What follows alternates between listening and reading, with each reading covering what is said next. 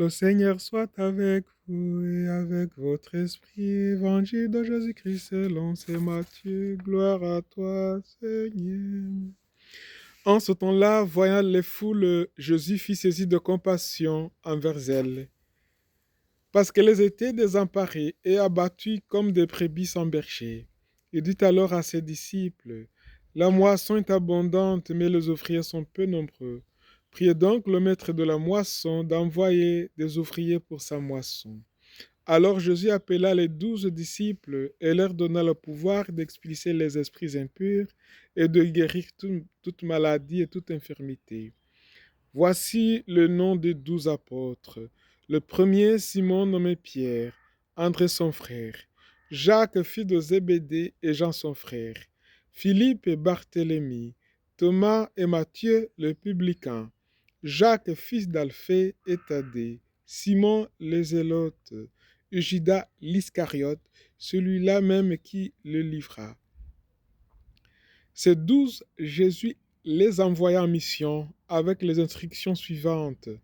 Ne prenez pas le chemin qui mène vers les nations païennes et n'entrez dans aucune ville des Samaritains. Allez plutôt vers les brebis perdues de la maison d'Israël. Sur votre route, proclamez que le royaume des cieux est tout proche. Guérissez les malades, ressuscitez les morts, purifiez les lépreux, expulsez les démons. Vous avez reçu gratuitement, donnez gratuitement.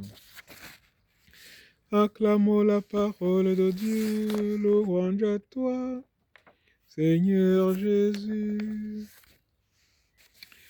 Dans l'évangile, saint Matthieu nous montre ce regard compatissant de Jésus sur les foules.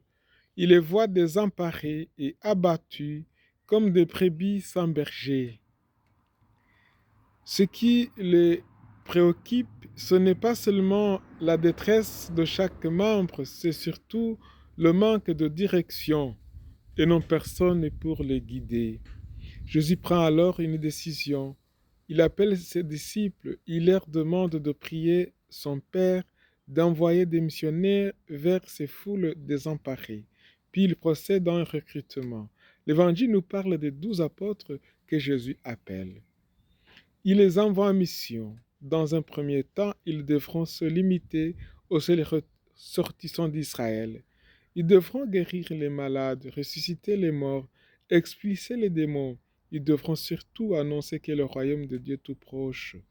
Dieu aime tous les hommes, il veut leur bonheur à tous. Après la Pentecôte, cette bonne nouvelle sera annoncée au monde entier. Les ouvriers de la 11e heure accueilleront le même salut que ceux de la première. Cet évangile nous rejoint. Il nous empêche d'être indifférents aux souffrances physiques et morales qui frappent notre monde.